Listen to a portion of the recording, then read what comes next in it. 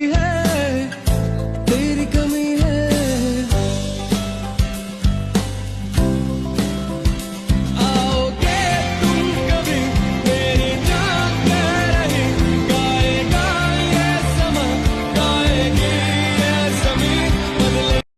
అంతా తొండి చేసిర్రు. నీ ఎవ్వగా జడ్డు స్పిన్ అని చెప్పి ఫాస్ట్ బౌలింగ్ ఎత్తాడా? అరే ఎవ్వనికైనా ఓవర్ వేయాలంటే తక్కువలో తక్కువ 3-4 నిమిషాలు పడుతుంది. గదేకి జడ్డు ఉత్త 70 సెకండ్లలో కంప్లీట్ చేసిండు. బ్యాట్ పట్టుకొని వానికెళ్ళి చూసే తలకల ఇసిరి జిమ్ముతుండు. అరే బాల్ మిషన్ కూడా ఇంత స్పీడ్ బాల్ అయ్యేది కదవే. నేను ఏడ చూడలే. రూట్ బై 70 సెకండ్లు 70 నిమిషాలని కాదే. వచ్చినామా దబ్బున జిమ్మినామా పుల్లలు వీకినామా గంతే. నీ ఎవ్వ జడ్డు జెడ్ స్పీడ్ జడ్డు అంటారా బాబు. ఎస్ చక్కగా బ్యాటింగ్ చేసే ఛాన్సే రాకున్నా టిప్పుకి 3 పుల్లలు వీకుతున్నావు చూడు. సూపర్ వే జడ్డు. థ్యాంక్ యూ సో మచ్ అన్న. వా అన్న పుల్లలు వీకకున్న బ్యాటింగ్ లో నమ్మకంగా స్కోర్ చెప్తున్నా అన్న. నన్ను జర గుర్తించే. తమ్ముడు నువ్వు బౌలింగ్ ఆల్రౌండర్వి కానీ బ్యాటింగ్ అల్లాడుతున్నావు. గజ్జెడ్డు బ్యాటింగ్ ఆల్రౌండరు కానీ బౌలింగ్ లో పుల్లలు వీక్తాండు. నీ అవ్వ ఏదైతే ఎం టీమ్ కి కట్టపలాక అడ్డంగా నిలబడి ఆదుకుంటున్నారు. సూపర్ వే. థ్యాంక్ యూ సో మచ్ అన్న. ఏంది ముష్ఫికర్ అన్న, గంత సీనియర్ ప్లేయర్వి మ్యాచ్ గెలిపిస్తావంటే డక్అవుట్ అయ్యి మ్యాచ్ బొక్క పెట్టినావు. మ్యాచ్ బొక్క పెట్టింది నేను కాదు తమ్ముడు, నువ్వు. మంచిగా టాస్ గెలిచినావు. ఏం చేయాలి? చేసింగ్ తీసుకోవాలి. అప్పుడు నేను ఇంకా శుభ్మన్ గిల్ లెక్క సెంచరీ కొట్టి గెలిపిస్తుండే. కానీ నువ్వేం చేసినావు? బ్యాటింగ్ తీసుకున్నావు. ఇంకా డ్యూ రాలేదు కాబట్టి నయమైంది, కానీ డ్యూ వచ్చేది ఉంటే ఇంకా ఇండియా వాళ్ళు మనల్ని వట్టిగానే బిసుకుతుండే.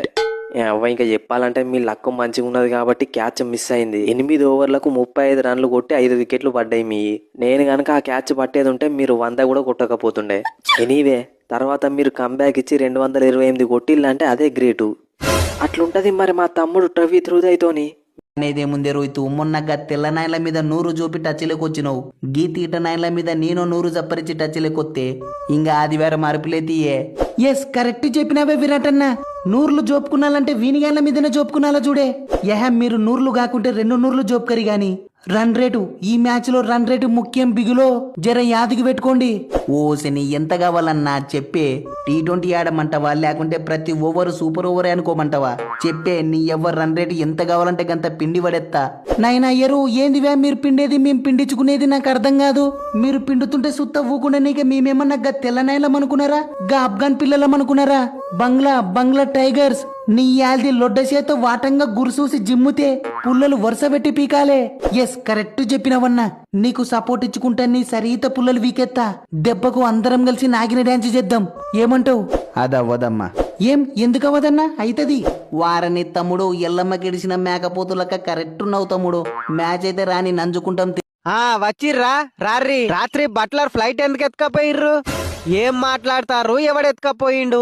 ఆ ఫ్లైట్ మాది. మా ఇద్దరి కష్టార్జితం తోటి చెరిన్ని పైసలు కలేసి నెల కింద కొనుక్కున్నాం. అంతా అబద్ధం. అది నా ఫ్లైట్. ఛాంపియన్స్ ట్రోఫీ కోసం పాకిస్తాన్ కోనికి సపరేట్ గా కొనుక్కున్నా.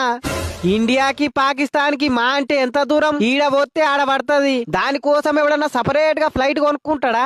అన్ని అబద్దాలే. వెనకటి నుండి బట్ల రాసంటోడే రూమ్ రెంట్ కట్టనికి ఇబ్బంది అవుతుందని ఓయోల్నే ఉంటాడట.